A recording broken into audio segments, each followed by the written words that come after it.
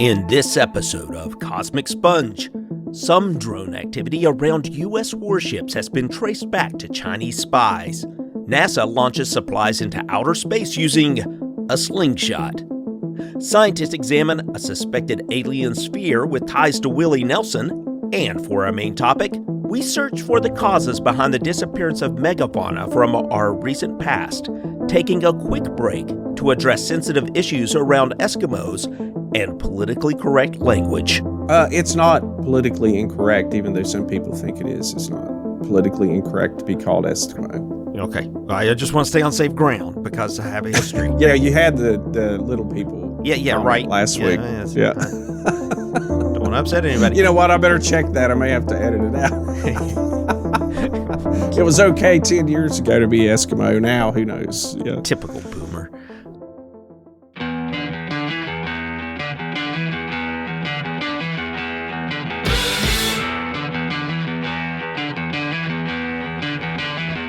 Welcome to Cosmic Sponge, the podcast where we discuss weird wonders in the world. I'm Stephen Hawk. And a little squeaky on that, Stephen Hawk.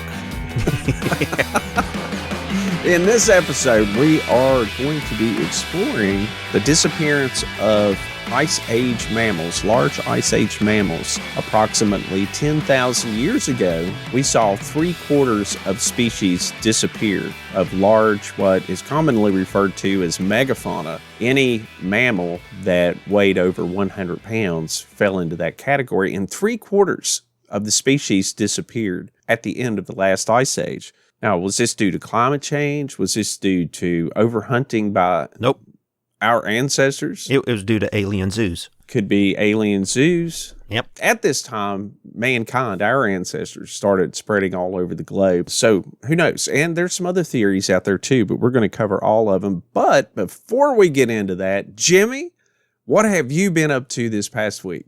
I've been discovering all kinds of weird stuff going on with Chinese spy ships and what we thought were alien drones might actually be Chinese drones.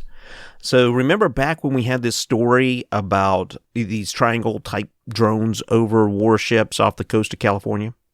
Right. And wasn't that story released by Jeremy Corbell? I believe so, and I think this is the one they're talking about, dealing with these triangular-shaped UFOs seen swarming UFO warships. Now, depending on who you talk to, that was just an artifact of the devices used to capture the drones, the triangular the lens. I mean, frankly, that's what it looked like to me. Right. Was the aperture of the camera. Yeah, seems to be the case. There's been a release of information on a website called The Drive, which published information through a Freedom of Information Act about the sightings, and they found that off the coast of Southern California, there were 10 encounters with suspicious drones from March 30th, 2019 to July 30th of 2019. 2 warships, the USS Paul Hamilton and the USS Bunker Hill, reported being followed by drones from a Hong Kong-flagged cargo ship. The warships radioed that ship, the MV Bass Strait, but they received no answer. The owner-operator is a Hong Kong-based Pacific Basin, has not yet commented. I guess Pacific Basin's the name of the company. Sure, that's what it sounds like. And then other incidents saw drones launched by local fishermen operating a personal quadcopter and by pleasure craft that failed to respond to radio message also launched some, and maybe that's a cruise ship or maybe it's just yachts of rich people. Yeah, I think pleasure ship or pleasure boat means, just a recreational. Hugh Hefner's, Playboy yacht or something. I don't know. And as far as, that Hong Kong-based ship is probably a Chinese spy ship. Launching these drones are no surprise to me whatsoever, especially in light of the fact that the ship in question didn't respond to our military calling out to them or whatever, most likely. Keeping an eye on what we're up to out there in the ocean. Yeah. They spy too. They do indeed. So, but now, was this directly related to that video? Are these the drones that are in that video, or is that video something else, or do we not know? I don't know. I'm not sure what ship whether that was the Paul Hamilton or not, or whether it was the other ship. But it does look pretty interesting that we have some naughty business going on with those Chinese spying on our U.S. warships with their wacky drones. The article that you read, were they implying that that's what was in this video, or just the fact that we've seen a lot of drone launches from Chinese commercial vessels? So the video was from the USS Russell. Those triangular videos were from the USS Russell. So not one of these two ships, right? Okay. But not just the USS Russell. Lots of naval ships have been seeing these swarming drones off the coast of California. And we're going to see a lot more of that. Yeah. I've got one for you. This is pretty neat. NASA is testing this gigantic slingshot designed to hurtle objects into space. Have you seen this? Have you heard about this? I have heard nothing about this. Now I'm on the edge of my seat. Well, let me back up a second. Do you remember the very first science fiction movie ever made back in like 1903 or something? The Man in the Moon one? Yeah, Journey to the Moon, I think, or something like that. But do you remember the space vehicle? Do you remember what it was? Right. It was a giant cannon. Yeah. People climbed inside the projectile, the shell, and they shot it to the moon. G-forces human beings wouldn't be able to withstand, exactly. But it's not to say we couldn't launch cargo or satellites or something else instead of putting them on a rocket. We've experimented with cannon in the past and literally have launched items or payloads into orbit. But now NASA has this gigantic slingshot. I mean, you should see this thing. It is enormous. It looks like a big, giant enclosed wheel, and then has a tube on one edge of the wheel shooting straight up into the sky. And of course, it's a mass driver. And you and I have read about mass drivers in science fiction for many, many years. Oh, yeah.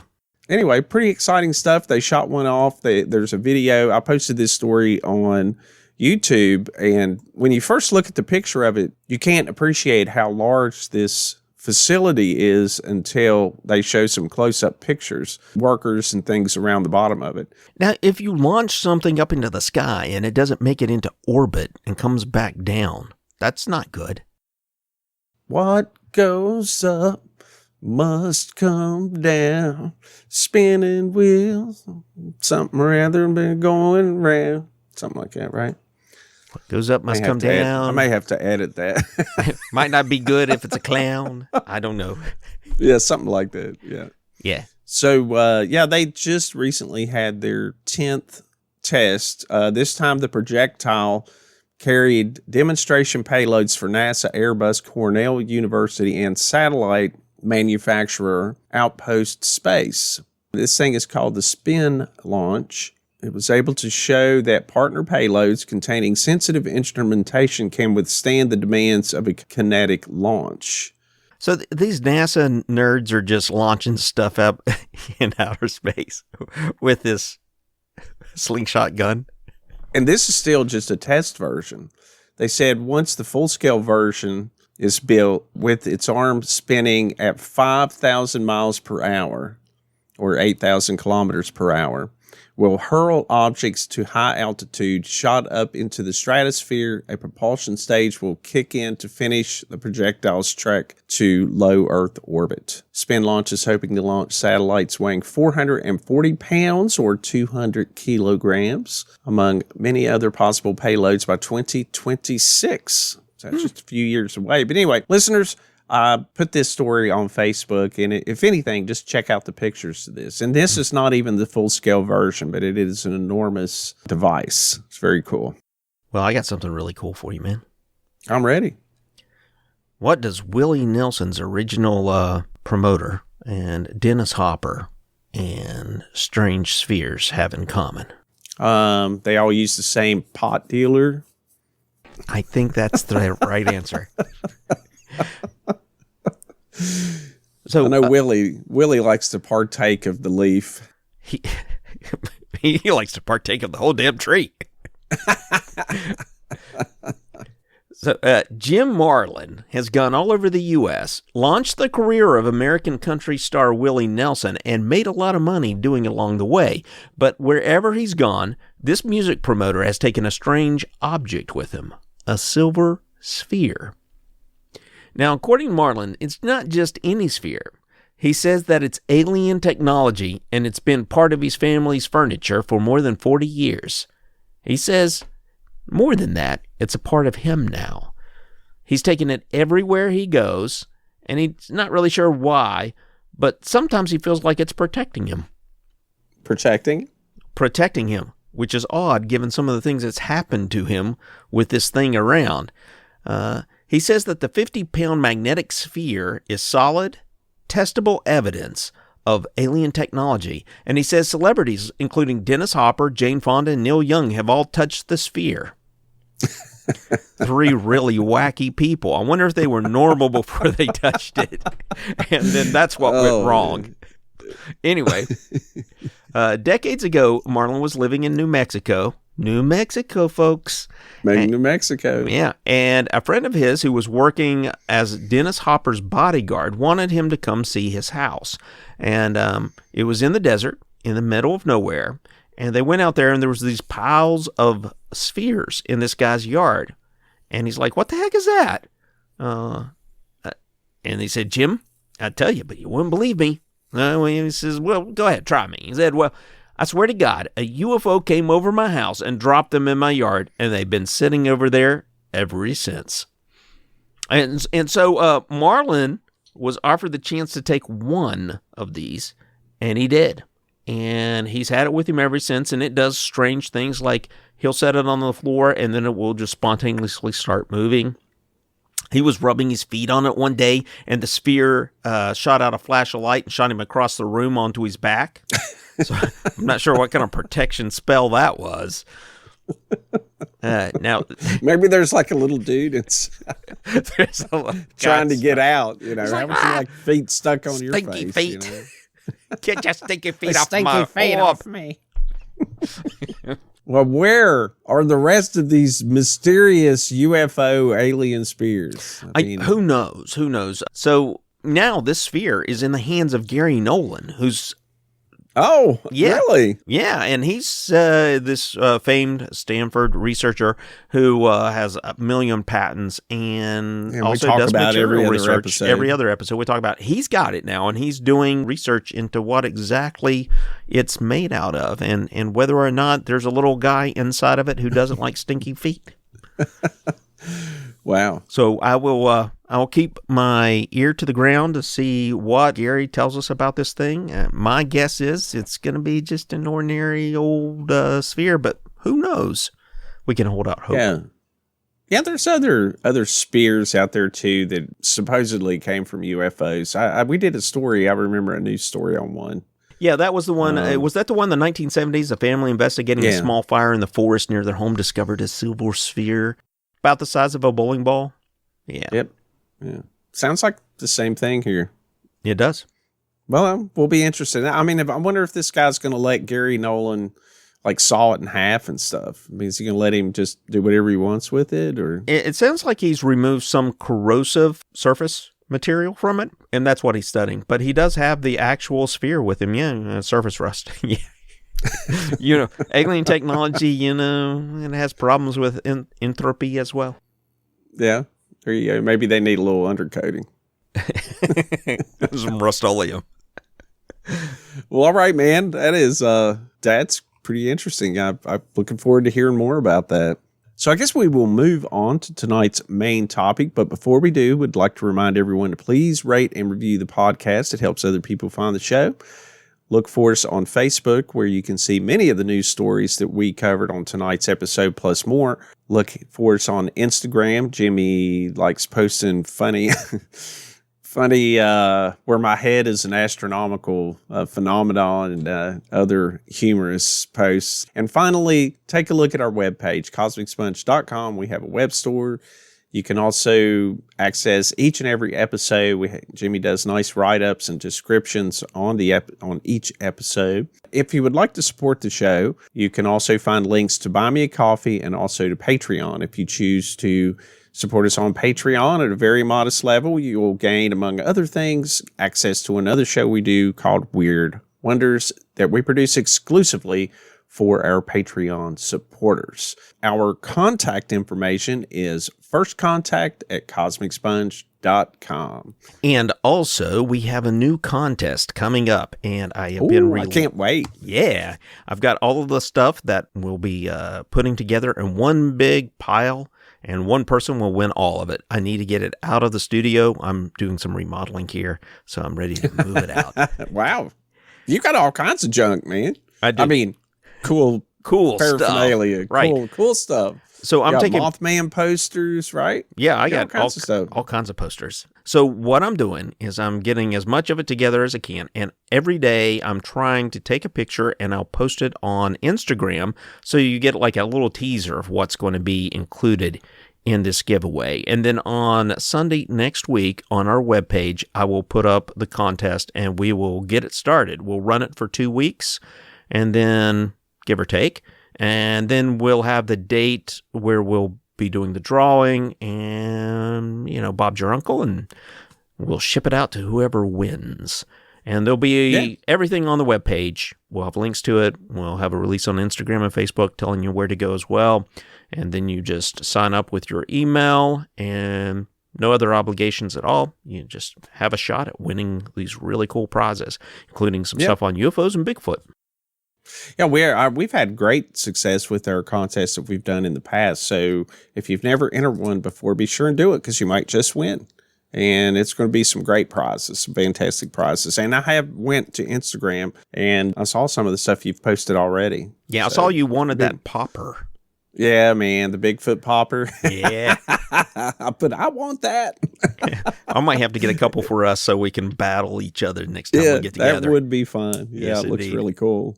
Let's move on to tonight's main topic. Once again, this is going to be about the disappearance of Ice Age Megafauna. What happened to these animals? Most certainly could be considered an extinction event, although not as drastic as some of the ones we've talked about in the past. But this, we did see many large species disappear forever around 10,000 years ago. What happened to them?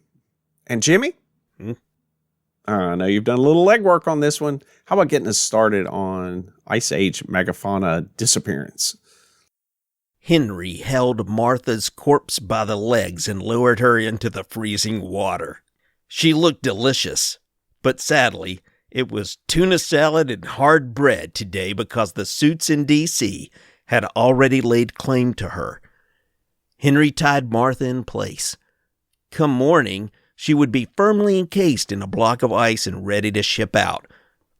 He took a long look at what was probably the last passenger pigeon on the planet before turning to make his way to the park to eat his lame lunch while thinking about how scrumptious Martha would be in a white wine sauce over a bed of linguine. Passenger pigeons once blocked out the sun before hungry immigrants started to move out west. In no time at all, humans had wiped them out, filling train cars with their bodies to be shipped back east to the bellies of city folk. This is just one modern example of the impact Homo sapiens, unchecked, can have on animal population, and it is one of the favored hypotheses used to explain the disappearance of the megafauna from our recent history. The megafauna had it easy, though, because after her death and subsequent deep freeze at the Cincinnati Ice Company into a 300-pound block of ice, Martha was then sent by express train to the Smithsonian, where upon her arrival she was photographed, then skinned by Mr. William Palmer, who turned the skin over to one Nelson R. Wood to be mounted with her internal parts thoroughly dissected by Mr. Robert Wilson Shuffelt to be preserved and kept by the National Museum of Natural History. So the only silver lining to the story of the passenger pigeon is now this well-preserved bird can be admired forever, a testament to the dangers of being delicious in a world of short-sighted hominoids. Steve? It's not hominoids, it's hominids. Hominids. In a world of short-sighted hominids. You'll have to edit that in. Or not. Bringing up the passenger pigeons reminds me of a couple things. One is, it is no kidding, in those days, around the late 1800s, early 1900s, when species started to go extinct, all of these museums around the world, if something became rare, the ivory-billed woodpecker, for instance, the passenger pigeon, and what are they, the great auks? Quite literally, the last two great auks that survived, most likely killed, so they could be stuffed and put in a museum. All of these museums all over the world would want one. They would want a sample, and they would hire people to go out. Oh, I heard this bird's becoming rare in the wild. We've got to get a sample of that. And they would hire people to send them out and collect the animals. I mean, it'd be like 50. And I mean, it's like, it's quite literally some of the last ones of these birds in the wild, in existence, just in order so you could stuff it and put it in a museum study it or whatever. Come here, little birdie. Come here, little birdie. I have another little piece of trivia for you. Yeah. So whenever the passenger pigeon, the American passenger pigeon, flew in these flocks, these gigantic flocks of maybe millions of birds, right? I mean, just huge, huge flocks. They said that if a flock flew by, it could block out the sun for an hour, right? Just so many birds. But they were very easy to catch. Most of them were netted.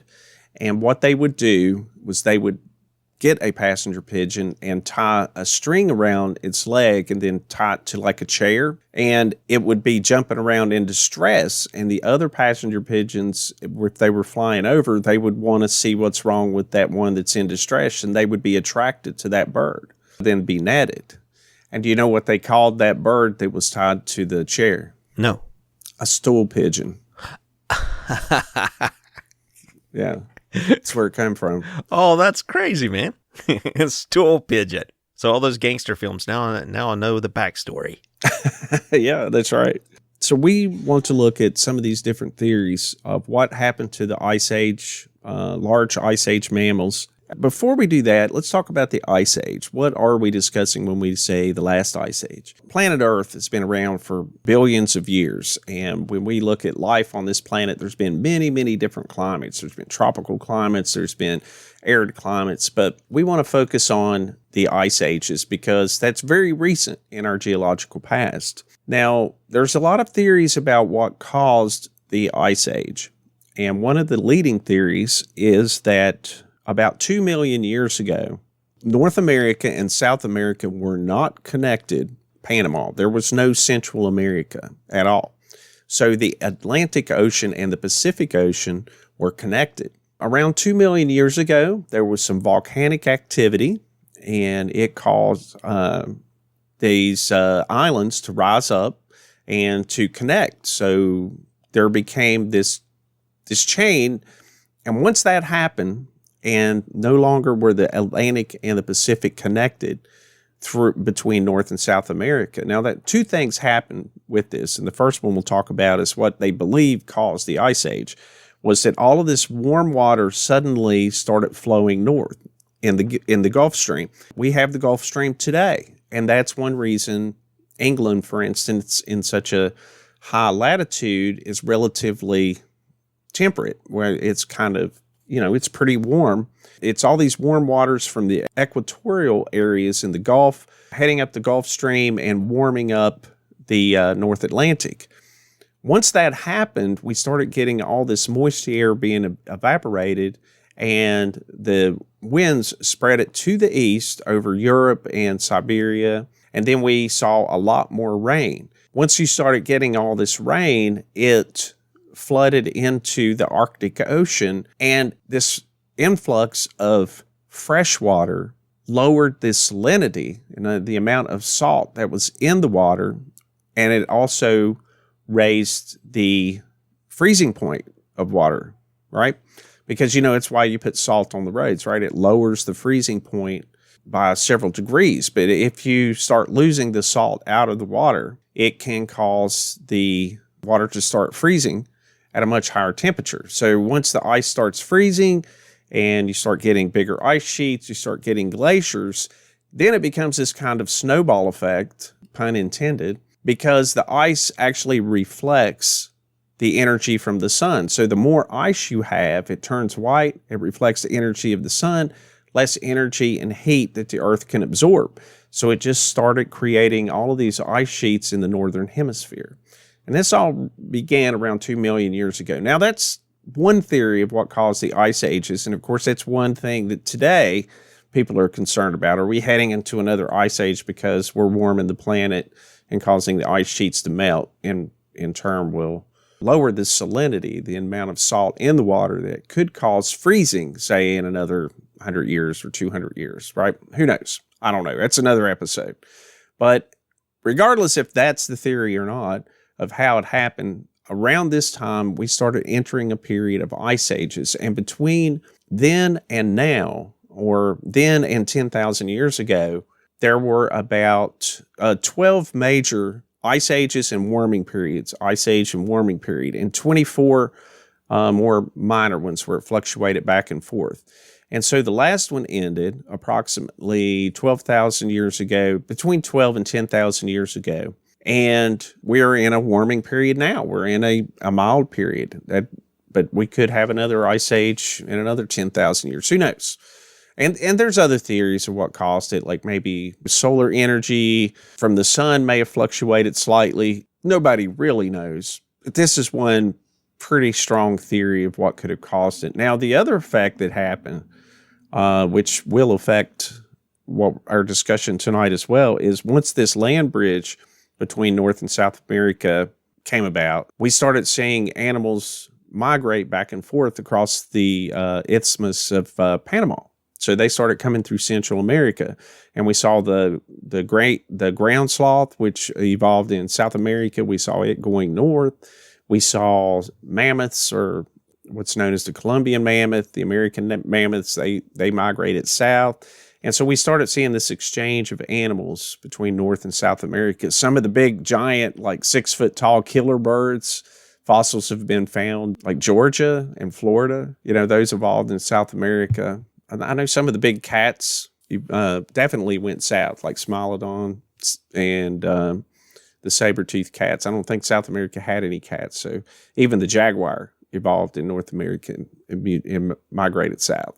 So we had these ice age animals, right? We associate them. There's the woolly mammoth. This is probably the most iconic animal that we think about. When we think about an ice age, we think of the woolly mammoth. And there was also Mastodon, which was related to the mammoth, which of course is related to elephants today. But you had Smilodon, which was the saber-toothed cats, big, huge predators. We had dire wolves, these huge wolves. Short-faced bear. We had the cave bear. There was a cave lion. All of these animals were in Europe and in North America. We had wild horses, bison, which are still around today. I don't know. What are some other animals that went extinct I'm missing here, Jimmy? I think you named all the ones I knew and then some. Well, I know there was that giant armadillo. Oh, yeah, with the spiky tail. Yeah, that's from South America, related to the armadillo. They weighed about a ton. Yeah, but you could still spook them. You could catch up and behind them, spook them, and then they'd roll up in a ball. And then you could play with them. They roll around. Yeah, maybe. But around this time, of course, when the Ice Age came about, sea levels went down because all this water is being locked up in the ice. So we're looking at like the shore off Jacksonville, Florida, for instance, I think was something like 150 miles is where the Atlantic Ocean was from Jacksonville, which is where it is now. And we had the exposure of the Bering Land Bridge during this period. And so a lot of animals migrated from Europe to North and then South America. And among those animals was human beings. Our ancestors came over this Bering Land Bridge. So I think there's a couple of things here I want to touch on, because when I was growing up, I was not a strong A student. Oh, that's not true. I actually did pretty good in school. Come on now. But I don't remember things. And sometimes I space out and they tell me a little bit of information, and I still do this. But when I heard Ice Age when I was a kid, and I held this belief until recently, and I won't tell you how recently, but I thought Ice Age, everything was encompassed in ice, the whole planet. And that's not the case. The ice sheet only came down into northern North America. So it did come down far. Now, in terms of where it came in Asia and Europe, I'm an American. I don't care. But right. The ice sheets only Right, only existed in North America, seemed to affect and that's one reason this theory of the Gulf Stream, right, Mm-hmm. and causing the melting up north. We don't see glaciers or the same kinds of effects in Africa and South America that we saw in North America, Europe, and Asia, like Siberia. We see the ice sheets came down as far as New York State, Ohio, Michigan. In fact, the Great Lakes were formed through Ice Age activity being carved out. The water left behind in the Great Lakes is all fresh water from melting glaciers. These glaciers were 2 miles high in some cases. Yeah. I mean, if it were to happen today and we suddenly started getting glaciers, there's nothing we could do about it. Right? It would just level cities. And Right. I don't have a good sense of what a mile is either. Like, so what I did is I got on Google Maps and, just a route I travel pretty frequently here in town. I did the distance measuring on it so I could get a sense of how high up a mile to 2 miles of ice would be. And, wow, it's impressive. Now, the amount of ice that was in these glaciers was such that the sea level was lowered over 300 feet. And with 300 feet, you have areas of the world where you have coastal regions that were so far away from the current, like you were saying with Florida, so far out that it's just impressive to think about hundreds of miles of coastland that once these glaciers started to melt and recede, were completely wiped out. So any humans living on those coastal regions, and, the flood stories, probably came from this. Yeah, and I mean, I think that's something, it's probably for another episode, but for certain, there is some strong evidence that some of these glaciers were holding back billions of gallons of water, and some broke loose. They were natural ice dams, and when they did, they just flooded the landscape. But unlike anything we've ever seen in recorded history, massive flooding. So yeah. And you had these coastal regions, islands. There was an island between England and mainland Europe, that they have, like through diving and everything, have found settlements or, remains of human settlements. That's all underwater now. So yeah, all the coastline that our ancestors, as they're emerging 10,000 years ago, any settlements they have, which being along the coast is always very popular for various reasons, be able to more resources close to the ocean, like food and fish. So yeah, it's hard to say what's underwater to this day, what kind of settlements and things that were either wiped out or just had to be abandoned. Yeah, so this is really the setting that we're playing with here with Megafauna, which leads us to the 5 theories about how these animals just mysteriously disappeared, and I mean disappeared. There's not much in the fossil record for them, and even the large numbers, as recently as they were here, 40,000 years ago, 50,000 years ago, some of these large populations of Megafauna completely vanish.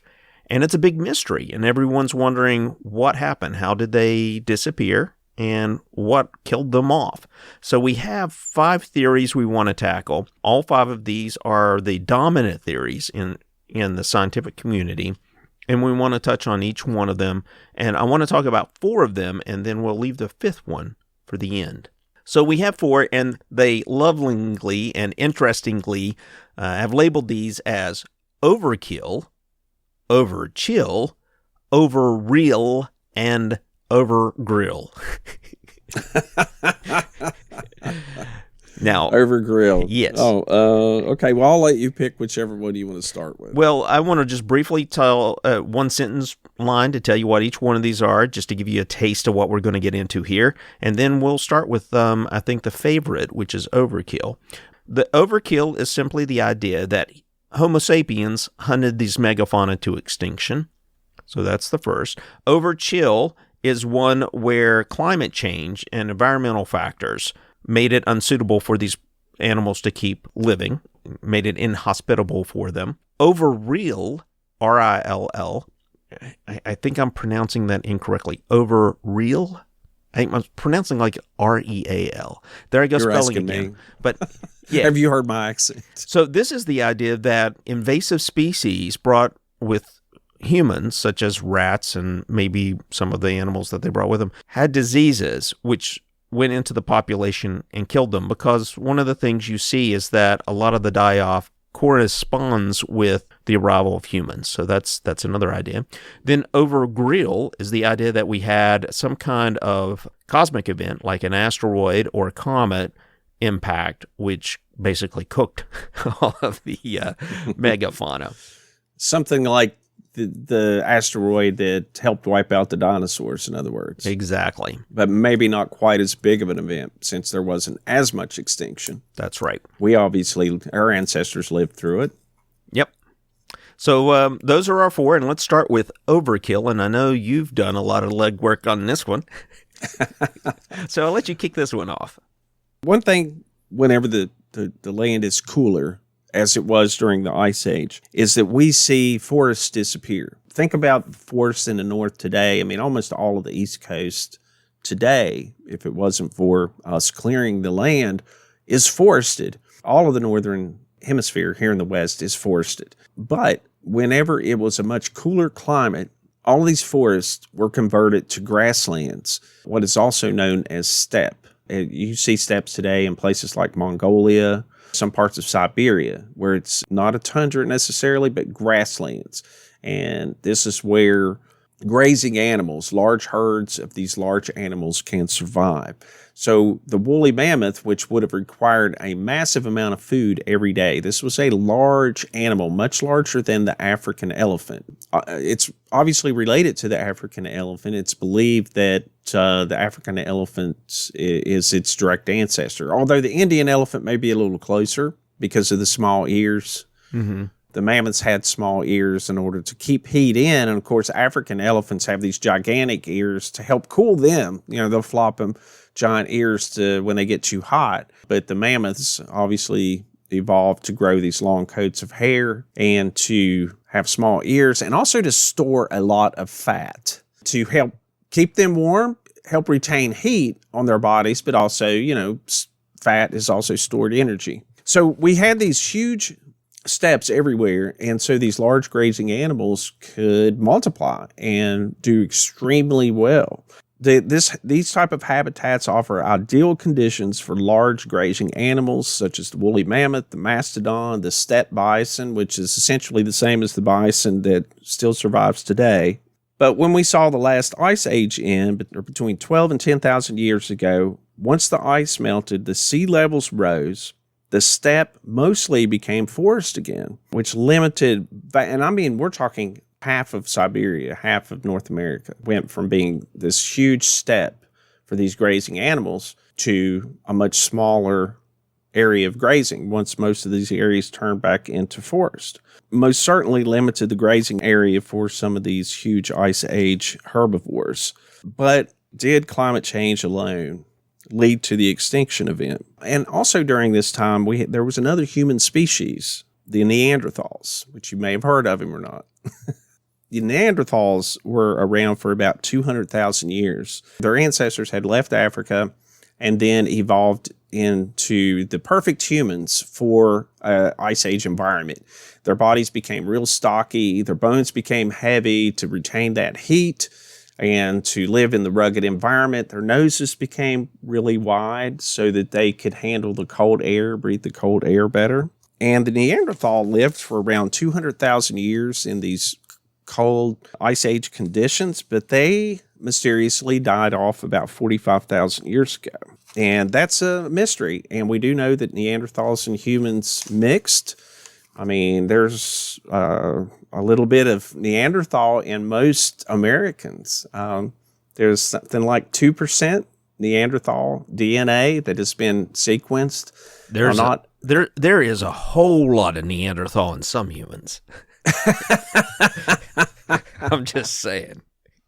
Well, it's odd, and again, that's probably a subject for another episode. What happened to the Neanderthal? And there's this guy at the gas station, DNA's. man. He's got this big unibrow, and his juts out. His forehead's really wide.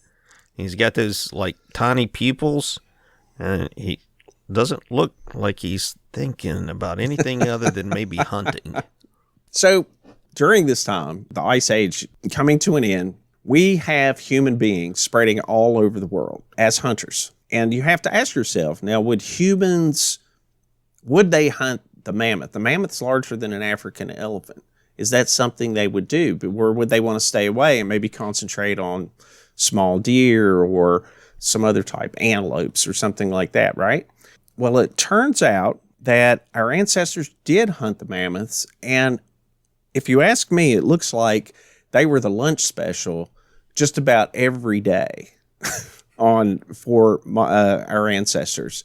There is ample evidence that they had hunted the mammoths. I believe, just looking at the evidence, that this is a primary demise of the mammoth. I think when the planet warmed and you saw their grazing area become restricted, the mammoths and the mastodons as well, and the other large herbivores, when you started seeing their habitat decrease, and then humans are still focusing on wanting to kill these animals, and there's good reasons for that I think that maybe wasn't the only reason, but it's highly likely that it is a reason that the mammoths are no longer around. Now, what about cave bears? Well, first of all, what about the large predators such as Smilodon, right? Saber-toothed cats or dire wolves or short-faced bear. Well, once the large herbivores, which was their game, right? That's what they hunted, was these large animals, died out and started to die out. They died out as well because that was their animals. When we're talking about a massive time of climate change, what survives are animals that can adapt to change. Now, that could be adapt to being hunted by humans, such as white-tailed deer, for instance, a very adaptable animal. We know even today they live in suburban communities. I was in Roanoke the other day and I saw a white-tailed deer. They're everywhere, right? They're adaptable. Jimmy's raccoons, highly adaptable creature. I mean, they can live with humans. Yeah, right? well, they're also the spawn of Satan, so they have some supernatural being, In Europe, in Central Europe, there are these archaeological sites that were discovered maybe 100 years ago, maybe a little over 100 years ago. But we see dozens of these Ice Age settlements from Poland or Austria all the way through Poland, the Czech Republic, dozens of these massive sites that seem to have been large settlements, especially for ancient man who had, at this part of the world, had not embraced agriculture. In other parts of the world, we see people getting together in these big settlements because of agriculture. But here, it is nothing more than a butcher shop for mammoths. There is almost exclusively, literally thousands of animals, mammoth bones, thousands of them at each one of these sites. Now, a lot of them have been cleaned up now, but they preserved some of it. But there's these old photographs where it just goes on and on and on. And they are all mammoth skeletons, every one of them. And they all show the butchering marks. They found plenty of human artifacts around them. There's evidence of the fat had been seared, but there's not a lot of other skeletons there. I mean, these were mammoth hunting sites. I mean, I know there were other Ice Age animals that disappeared, but I think when we focus on the mammoth, the mastodon, that's what happened to them. Human beings hunted them to extinction. I mean, I think there was the pressure of climate change because their habitat disappeared. And there's a good reason why ancient man hunted the mammoth. It's pretty clear that mammoths had what most other Ice Age animals didn't, and that was a thick layer of fat. The Ice Age, our ancestors relied on hunting in this climate. There was very little in the way of fruit and nuts, any kind of vegetable stuff. Human beings cannot thrive on lean meat alone. Those type of lean meats are very vitamin poor. Now, they have plenty of protein, but they just don't have the other nutrients we need. The fat of the mammoth could provide humans with the nutrients and the vitamins that they needed because that's what it was. It was stored energy and vitamins. In other words, the mammoths were able to process this grass that we can't eat, but they can process it, and it's stored energy with all of these vitamins that come from plant stuff. Also, eating fat warms the body in a cold climate. A comparable diet is, if you want to think about this, is Arctic people. They eat a lot of seals and whales that have tons of fat. A lot of times Arctic people eat it raw. That's how they survive because they don't have vegetable foodstuffs in the Arctic. They get their nutrients and their vitamins from the fat of seals and whales. Ooh. Well. Like the Inuits, the Eskimos. Sure. Is that what they like to be called, Eskimos?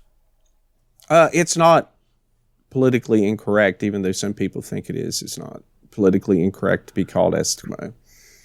Okay. I just want to stay on safe ground because I have a history. Yeah, you had the little people. Yeah, right. Last week. Yeah.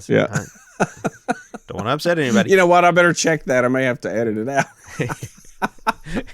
It was okay 10 years ago to be Eskimo. Now, who knows? Yeah. Typical boomer. So I have some problems with this. When do you want me to bring up my problems with your overkill theory? Well, here's another thing. Just one last thing I want to throw out there is that through DNA sequencing. Now, when we think about Europeans, we usually think of people that are fair skinned, right? Like me, for instance. Obviously, my ancestors came from a northern latitude, and I have light skin. And the reason that is so that I can absorb more sunlight. Because you know what happens when you absorb sunlight. What's your body do? Produces vitamin D. So obviously this developed from northern latitudes of Europe. That's why I have like pale ass skin. But through DNA sequencing, our early Ice Age ancestors had dark skin because they had migrated from Africa much more recently in history. So that means in these northern latitudes, they wouldn't be able to produce vitamin D the same way, for instance, I can with my super light skin. So where'd they get it? Another, So where'd they get their vitamin D from? They got it from the mammoth fat. No way. Yeah. That's what I'm saying. All of these, the mammoths were the fattiest creatures of the Ice Age. That was what was on the menu. That's what's for dinner. Was mammoth steak and fat. 5 guys mammoth boogers. I mean, that's how our ancestors in these northern climates survived, and also the Neanderthals as well. I mean, they prospered for many years. There's one site in Europe where it's at the bottom of this cliff. They found all these butchered mammoth bones, like dozens of them, right? And it's been deduced that Neanderthals somehow caused a stampede, maybe using fire or something like that. We don't know exactly, but they caused these mammoths to stampede over an edge of a cliff. And then they landed down there and it killed them or maimed them or injured them very badly. And they went down and had dinner. Clever hominids. And I did want to mention that one thing we do see is that in those big butcher sites that I was telling you about earlier, most of those mammoths are small. They're younger mammoths. So that's something too. It's obvious that I think early man had to separate the smaller ones. Like we probably couldn't take on a large one, but still you cooperate, you use language, you use tools. There's no doubt that we had a very significant impact on the mammoth population, especially after their habitat had shrunk so drastically. And, a mammoth could probably feed your family for almost a week, right? I mean, these small nomadic tribes, they probably followed the herds. That's probably why we had those sites, because that's when the migration patterns, they somehow coincided with that. We don't know, but it makes sense. Okay, so... And then the cave bear, here's a good example. The cave bear was called a cave bear because it hibernated in caves. We have a fossil of a cave bear with a spear point drilled into its spine that they've uncovered. Ancient man snuck into a cave and killed the hibernating cave bear. And then we see cave bear teeth being used in jewelry. So we don't probably know an act of bravery or something like that. We don't know that a human took that spear and stabbed that bear in the spine. Those bears could have learned how to create spears, and it could have been a murder-suicide pack or something. We need law and order here to figure out what happened to that bear. You just can't assume these things, man. Wasn't the cave bear something like 1.5 times the size of a grizzly bear? Something. I mean, they were huge. They were huge. bigger Yeah, than any modern. Yeah, sure. Yeah. I mean, sure. I mean, yeah. I don't know. So you have some other. I have some problems. I have a few problems.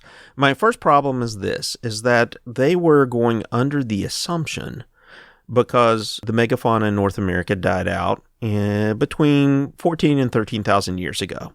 They had abruptly vanished from the fossil records. They have assumed that humans arrived around that same time.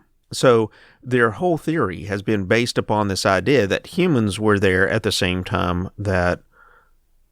not just North America, but in Europe as well. Yeah, but... Western Europe. Sure. The mammoth didn't exist in South America or Africa. Well, there may have been the Colombian mammoth, may have been in... may have migrated to northern South America, but most likely not. There was also the woolly rhinoceros that disappeared as well. So humans actually were here well before that. We now have evidence out of New Mexico that they were here minimum 22,000 years ago. So, I mean, why didn't they kill them off earlier? Were they just taking their time? They're savoring the fat and meat? Let me ask you a question. Yeah. And that is amazing. When we went to school, we were taught man began colonizing North America around 13,000 years ago, as the ice was ebbing and flowing, allowed to go across the barren land bridge as some of the other animals migrated, probably following herds. That's based on finding fossils of the Clovis people, which, oddly enough, the Clovis people sort of disappeared. But now, as you said, there has been evidence found that mankind was here much earlier than 13,000 years ago. What did you say? 20 to 22,000 years are the numbers that are coming out of that site right now from some very reputable scientists. Let me ask you a question. What is that site? What's the name of it? I don't know. No. What was early man doing at that site? Oh, yeah, they had a ground sloth footprints and had human footprints in the middle of it. Not that. No. I'm talking about the site. Well, we may be talking about two different sites. We might be. What are you talking about? One of the earliest sites that has been found for early man that changes what we believe now to be the time that people were in the Americas was a mammoth butcher site. Well, here's another thing. Yeah. So now I know what you're getting ready to talk about, the desert in New Mexico and the gypsum. That's pretty cool. Well, no, I want to actually tackle these kill sites because a lot of scientists have a problem with the kill site evidence. There's not enough of it. They just the number of sites where humans had killed megafauna number just 14. Let me see.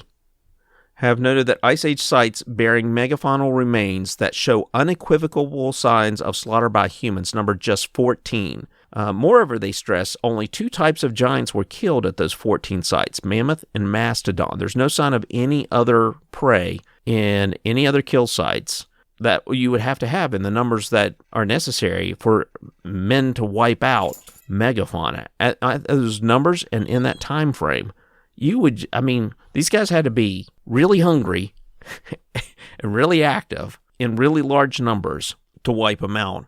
And that's going to leave behind evidence, more evidence than what we found to date. And that is an argument being made for why overkill's not likely. Okay, I'm going to give you 3 final points. Okay. For this argument. And personally, I don't think it's the only reason. I think climate change played a big part of this. And we saw the woolly mammoth disappear. I mean, we saw the woolly rhinoceros disappear, and there's not a lot of overlap of what we believe was human beings' range and them at the same time. There's not a lot of overlap there. So the woolly rhinoceros apparently just died out mostly due to climate change, unadaptable. I'm going to give you a couple of other examples. Australia, which for millions and millions of years was an isolated continent with no people. So we had a lot of animals evolved there, unlike anything else anywhere else in the world. Kangaroos, mostly marsupials, right? Giant kangaroos and all kinds of creatures. And then they had the same, what you would consider megafauna, creatures that were over 100 pounds, these large animals. And they all disappeared as well around 46,000 years ago. The same time that human beings began to colonize Oceania, today's Australia. Okay. So there's a completely separate example. It's a coincidence. It could be. Could be Colonel Mustard just happened to be in the library with a candlestick at the time. It doesn't mean that he killed. Do you know when the last mammoth likely died? About? If we're including all mammoths. All mammoths. There was an Allen off the coast of Alaska about 5,000 years ago, I think. Something like that. Right. It's believed now to be about 3,700 years ago. In other words, when the Egyptians were building the pyramids, there was still a species of mammoth alive on the earth. Right, dying they from became inbreeding. They became very small. They literally have been called today the pygmy mammoths. Mm-hmm. And we see this a lot. On islands, we see species begin to get smaller and smaller and smaller because of the limited resources. So these mammoths were obviously stranded on this, what became an island, but at the time was actually part of the Bering Strait land bridge. And as the waters began to rise, they got cut off, and the waters continue to rise, and finally they're just on this small island. The mammoths adapted and became very small. They ended up only being about 5.5 feet tall at the shoulder. You know, when we're talking, the old mammoths were what, 9-10 feet. You know, these things are half the size. They're little tiny mammoths. But finally, they died out. And there's a couple different reasons. Some is lack of food, lack of resources. But it also just about coincides for when that island was colonized by human beings. Okay, well, I got another problem here. Yeah, you got one final thing I'm going to say. One final thing, and then I've got just a couple of things to throw back. I'm going to modern day. Modern day. Elephants. 200 years ago, there were millions upon millions of elephants in Africa. Mm-hmm. Today, there's only about 350,000, which sounds like a lot, but not when you think 200 years ago, there were millions of elephants in Africa. Why do you think that is? Their tusk brings really good value on the market. Right. Climate change and overhunting. Yeah. Loss of habitat. Pianos. And that's why. Pianos. Overhunting. It takes elephant population a very long to recover.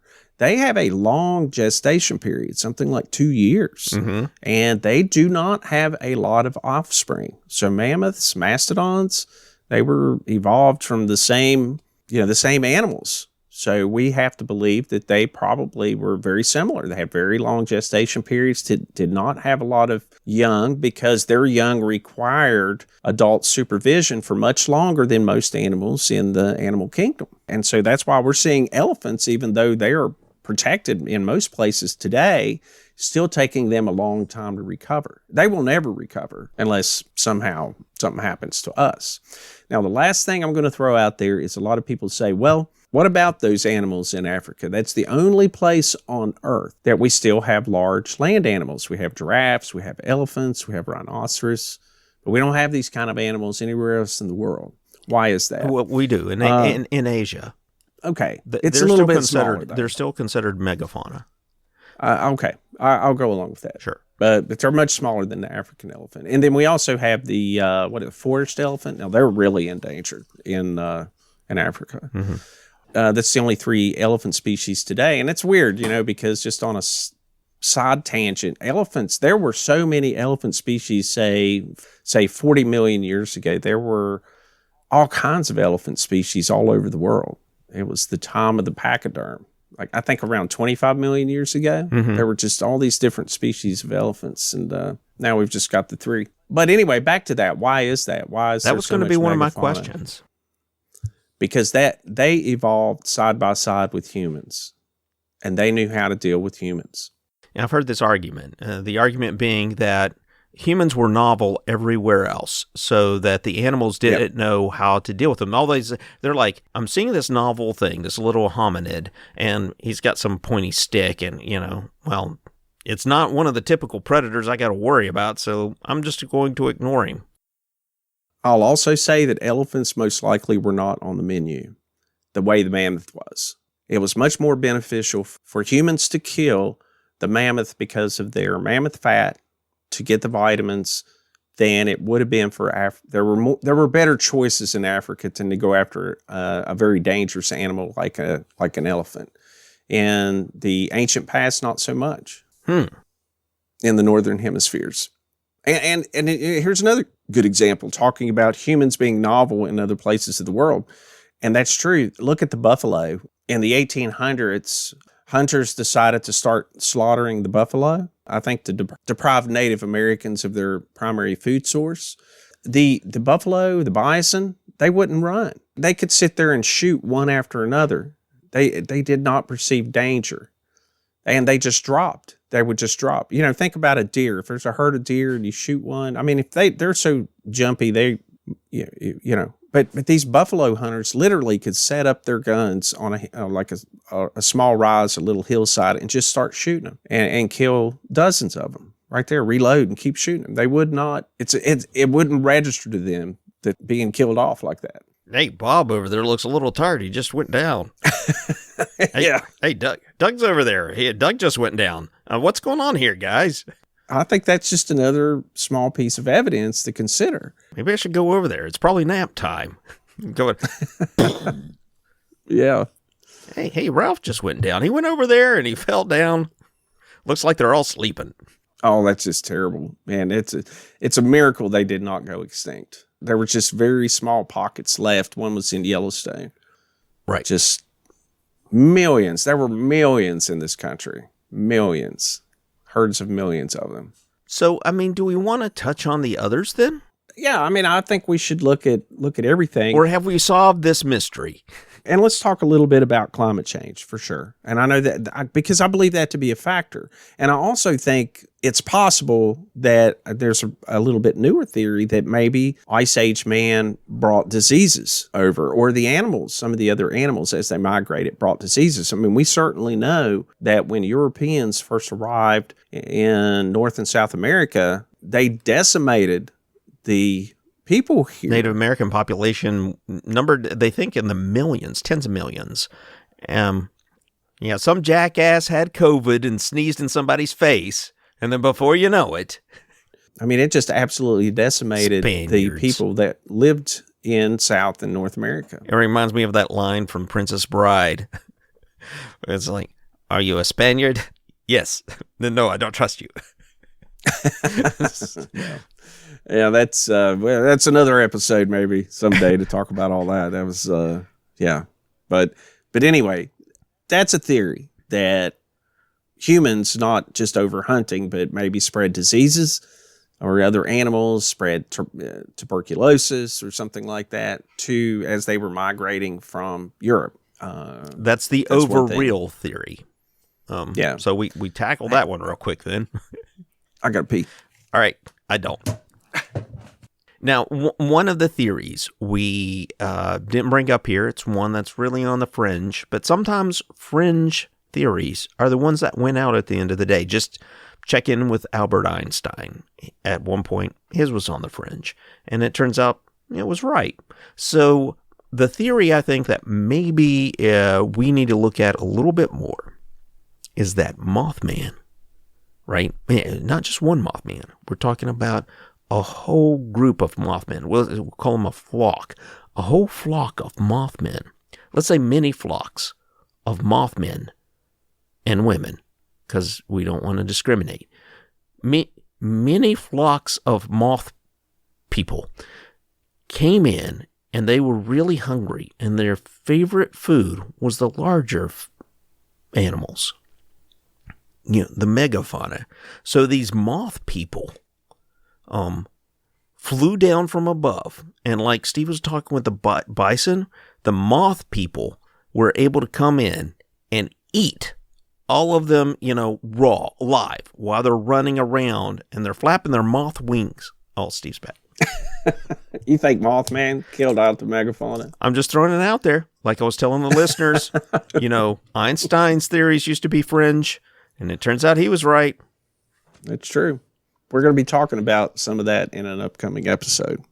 But before we get into that... Yeah, let's finish this one. So we've done overkill, and over Rill isn't like another take on how humans may have impacted populations by bringing along diseases that go into this hyper state of spreading, killing off masses of animals in a short period of time, just as a result of being exposed to these new diseases.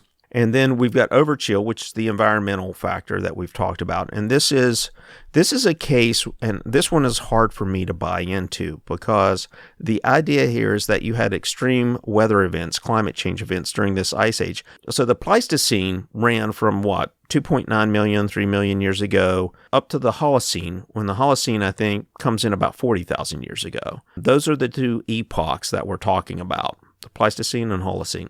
Modern times. Exactly. Holocene is what's going on right now. And there's arguments being made in the scientific community, probably by the more liberal groups in colleges, who want to say that we are in a new epoch, the Anthropocene.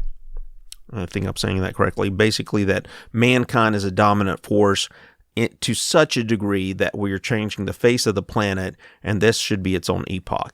I won't talk about that because that's not in yet. But we're talking about, over the course of that time, as we said earlier, there were 22 ice age events where you had advancing of the glacial sheets, the ice sheet, and receding of it. And these were pretty significant in their own way. And all of these megafauna seem to be able to survive it just fine. To adapt to that. Mm-hmm. Exactly. So maybe I'm getting back on board with this idea of humans, but we haven't hit all of the possibilities here. The one other possibility we haven't hit is overgrill. And overgrill is the idea that we had some kind of meteor impact or a comet impact, similar to what we saw with the Chicxulub impact, right? Led to the extinction of the dinosaurs. Right. There is a lot of evidence that this actually did occur. The idea being that there was a comet strike, maybe in Greenland. They're thinking that's where they'll find the impact site underneath the ice that's there. They found nanodiamonds, which is something you would expect to see. They've seen a global layer of burning, which you would expect to see from this. You've also found iridium and platinum. Exactly. Which, again, leads to a comet strike or a meteor strike, right? Right. This supposedly coincides with a period known as the Younger Dryas. This was another cold period as the planet began warming around 12,000 years ago. 12,900. Yep. The ice sheets are going back, the planet's warming up, and then we suddenly, pretty quickly, go into another, what appears to be a mini ice age that lasts for a couple of thousand years. The Younger Dryas period is named after an Arctic flower that thrived during this cold period. So there's a lot of evidence that a comet strike or meteor strike was responsible for this. They're thinking comet more than meteor. I think as part of those nanodiamonds might point more towards the comet. Regardless, scientists are really starting to lean into this definitely happened.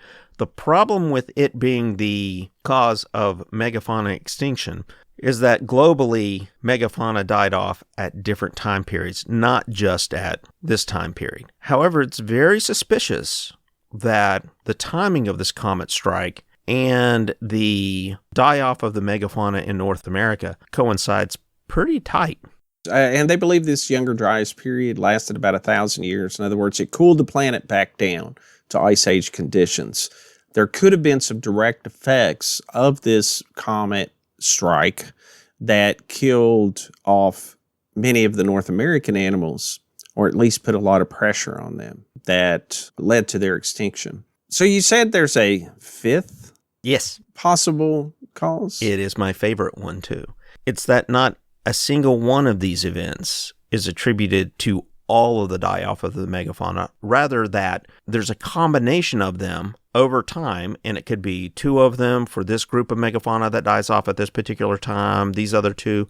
But what's clear, I think, to most of us who look at this as objectively as you possibly can, is that the one thing that seems to be consistent throughout, across time and across the globe, is the presence of man before the megafauna dies out. There may be some cases where some of the animals die out exclusively because of some changes in the environment that kills them off, or by a comet strike that kills off enough of the population, puts pressure on the population that remains such that they can't recover, or maybe some disease runs rampant through a population in certain areas, maybe in Australia, or maybe in this island off the coast of Alaska with this mammoth population that gets hit at the end of the whole thing. I think that's what it is. I think we need to open our mind and not just try to pick one thing and attribute all megafauna die-off to one thing. Rather, it's a combination of these things that put pressure on those populations to the point that drives them to extinction. It can't just be the warming and cooling of the planet that killed off some of the megafauna, such as mastodons and mammoths. And the primary reason is their environment changed at least 22 times. They had all of this grazing land, massive, acres upon acres of it. And these herds could just expand and have plenty of food, plenty of grazing land. And then the planet warmed up some and all this grassland starts becoming forest again. And then they're limited to much higher northern latitudes where the steppe has survived. And their grazing land it becomes minuscule. It's not even 10% of what it was before. So that puts a lot of pressure on that population. But that happened over and over again. We see when the forests returned, we had the giant beaver. There used to be a beaver during the ice ages that was 6 feet tall.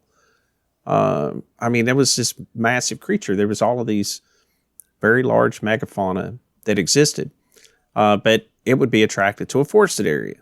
So we see those fossils up north, but they're timed differently than when the mammoths were primarily there, because the mammoths were there during the grassland, the steppe period. The beavers were there during the forested times. But we saw that pressure. We saw that habitat loss time and again, several times during this 2 million span of time that the ice ages began. But the one thing that changed the end of the last ice age was that man was also a factor. And then this comet strike, almost 13,000 years ago, could have also caused a major die-off. Not that probably they killed all of them, but I think a combination of all these things is why the megafauna disappeared. Yep. I don't necessarily believe the disease thing as much. Yeah, there's no evidence for it. I mean, it's a good hypothesis, given what we know about Spaniards. But I don't know that it's it's the one that I would go with. I do think that while you have this change in environment over the course of 3 million years, at least 22 that they agree upon, advances and retreats of the ice sheet and the glaciers. The one thing that sets the asteroid/comet impact differentiates that particular event from the rest of them is that the rest of them happened over a longer period of time, whereas the impact of this crater, pun intended, or this meteor or comet. Yeah, I think they call it Hiawatha. Hiawatha? That's what it's been named, the comet event. Oh, I didn't know that. What does Hiawatha stand for? I mean, that sounds like something I remember from my Native American storybooks. Maybe Peter Pan or something. I don't know. Maybe it stands for, hey, Bob, look, what's that light in the sky? Oh, I don't have that. It just says the comet's name was Hiawatha. Is what they say. I don't know.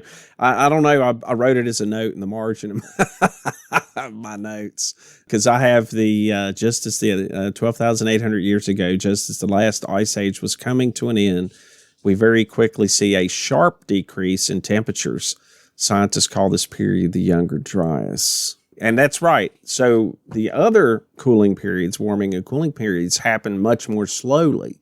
This last one, this final one, happened very quickly. And we see evidence of that in some of the mammoths that have been dug up out of the permafrost in Canada and in Siberia. There are very well preserved specimens of mammoths and some other ice age megafauna, but in particular the mammoths that have literally were frozen so quickly and were buried under the permafrost that they have like these flowers, maybe even this Younger Dryas flower in its mouth. I mean, that it was chewing food and then it literally flash froze. That it seemed to be a very sudden event.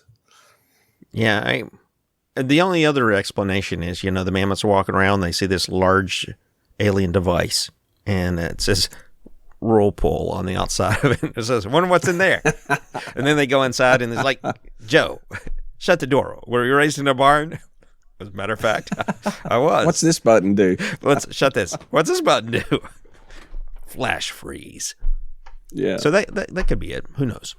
It is a big mystery. I think in the long run, we have to consider to the adaptability of the animals. Mm-hmm. The woolly rhinoceros, again, it died off. It was woolly. It evolved in a cold climate. The cold climate disappeared. But then we see creatures like the musk oxen. They migrated north. Reindeer migrated north, and they still live today on the tundra. In fact, musk oxen populations are very healthy. So are reindeer. They live in the steppe regions of Siberia. Yeah, camels migrated to the Middle East from North America. Yeah, that's strange. Yeah, they had evolved in what at the time was a desert area in America. They may have been delicious enough for a side dish.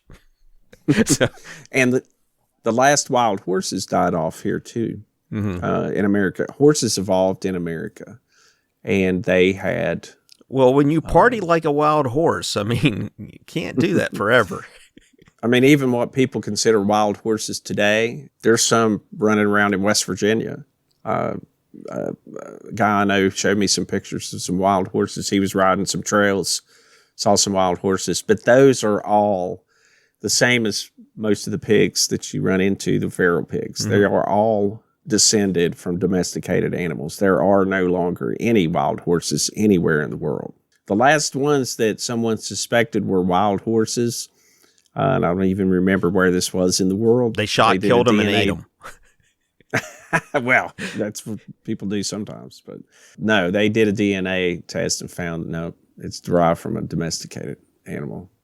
And that's funny. Yeah, I mean, yeah, you gave a good example at the very beginning when we think about people and mankind. And I mean, just in recent history, we have driven so many species to extinction by being short-sighted.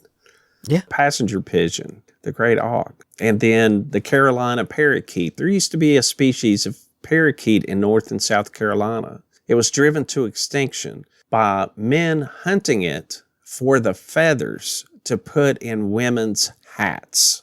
That species no longer exists for that.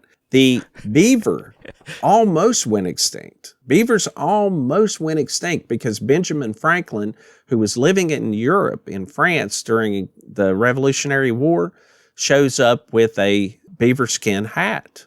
Okay, and of course he played up the whole frontiersman. In Europe, they looked at Americans as people on the frontier and rugged, right next to the wilderness, and an over-domesticated Europe. And so he shows up in a beaver skin hat. Well, suddenly, everyone in Europe wants a freaking beaver skin hat. And that's why there was so much beaver trade, the French in particular. In Canada and most of northern North America, they almost drove the beaver to extinction to make people hats. Papa, can I have a hat like that ugly fat man? I think the lesson here for animals is don't taste good. Don't look pretty on the head of a person, and you're going to be all right. Right. Unless you're a giant as long sloth. as you're adaptable. Well, yeah. If you can live on the trash of humans, you're in good shape. Like your buddies, the raccoons. Raccoons and rats. They're just sitting around going, yep, it's our planet. We're just waiting around. Well, all right, man. I don't know if I have anything else to add to this episode. What about you? I have nothing to add at all, other than I find it very strange that they disappear. I mean, it's not so much that they die off. It's almost like they disappear. Very quickly. Oh, I do have one thing. So our buddy John, he works down at the U.S. Geological Survey here in Morgantown, just down the road from me. And in their lobby, they have a giant ground sloth, the bones. Oh, no way. Yeah. So. Oh, we forgot to tell that story. I want you to tell that story before we go. Uh-oh, what story? About the ground sloth in New Mexico. So the giant ground sloth that Jimmy and I are talking about, it actually evolved in South America. It was one of the few creatures that successfully migrated to North America before the end of the last ice age. These things were massive. They were gigantic, had these huge claws on their hands. So most predators didn't mess with them. But again, they disappeared at the end of the ice age. Did man wipe these out? Did they play a part in the demise of this species? And there's some new evidence, which is also evidence that points to humans being in North America much sooner than has always been believed. Yeah, so just briefly, and I don't know the details to it to the extent I probably should, but an archaeological team located footprints of humans inside the footprint of these giant ground sloths. And they started digging down, and they wanted to radiocarbon date when this occurred. And it was interesting because they were, many of the footprints were of younger humans, like kids.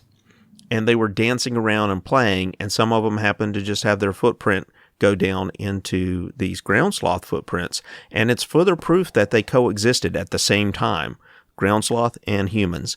And it was much earlier than was expected by the researchers, because we've always been told, always thought, that humans came over this land bridge, and that had to have been around 12,000 to 13,000 years ago, somewhere in that time frame. Maybe a little older, maybe up to 15,000 years, but never as far back as 20,000 years. So their first attempt to determine how far back it went, they relied on seeds found from aquatic plants that were above and below the layer of rock that they were excavating. This initial result gave them a timeline somewhere between 20 and 22,000 years. So they're going to do a deeper channel. They're going to look for more footprints, and they're looking for more vegetation so that they can narrow that down and determine precisely when that event occurred. And they're hoping that they might find some additional, because I think a lot of times animals, humans, they find a path that works for them, and that's a migratory path that they'll take over generations. And if that is the case, they may find more evidence of humans going back even further than 20,000 years. And if I recall, this is in gypsum in this desert. Now, gypsum, in case listeners don't know, that's what's in sheetrock. And this stuff is mined out of deserts to create sheetrock that is used in building homes. But it also, when it gets wet, you know, it's very pliable, like mud, right, or plaster of Paris. But once it dries, it's like plaster, right? So the conditions were just right. They were damp, a little bit muddy, and this ground sloth is walking along the ground. And it's real interesting because the ground sloths walked on their knuckles. They had their claws because they had evolved from tree sloths, which hang and have the claws where they hang, and their claws curl around the branches. But these gigantic ground sloths no longer crawled around in the trees. So when they walked, they curled their claws in and walked on their knuckles, and kind of turned it sideways, their feet. And you see these tracks of the ground sloth going through this white gypsum, and it goes for quite some time. We're not talking 2 or 3 tracks here. We're talking, I forget how far it goes. It's a long way. And this has only been discovered like maybe 3 to 5 years ago, right? It's a pretty new discovery. Then you see the human footprints in the tracks of the ground sloth. And it could be, maybe as Jimmy was saying, maybe they were migrating, but maybe they were stalking the giant ground sloth. Can you imagine those two giant ground sloths? They're sort of walking along, and they're like, "Hey, man, you ever get a feeling that somebody's watching you?" Yeah, I keep looking back. I swear, somebody's following us. I keep looking back, and I keep thinking I see something out of the corner of my eye. But it's those pesky new animals with the pointy sticks. Wonder what that's all about. But that's a good example. If they were stalking them, right? Yeah. I mean, humans, other predators did not touch the giant ground sloth because it was too dangerous. Just like most large predators, except for their young, maybe, right? Like a saber-toothed cat or whatever. They didn't mess with giant ground sloth. They had these huge claws on the ends of their hands. I mean, they were just too big.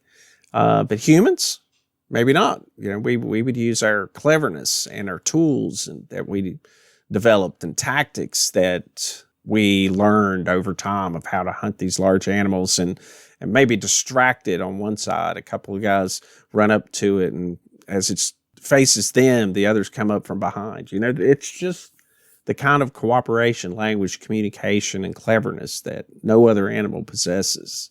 See, if I were a ground sloth, I would find the stinkiest, nasty ground sloth. Like, let's say Stinky Pete. Hey, man, let's get Stinky Pete. We don't want to get hunted by these guys over here. But so what we do is we give them Stinky Pete. And then when they eat him, it's like, oh, that's not good at all. No. Let's take those guys off the menu. That's what I would do.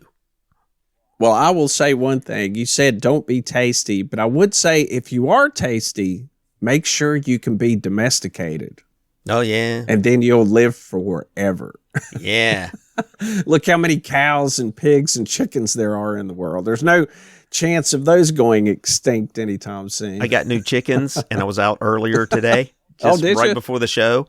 Yeah, and you know what I saw outside of my coop? A raccoon. Damn raccoon.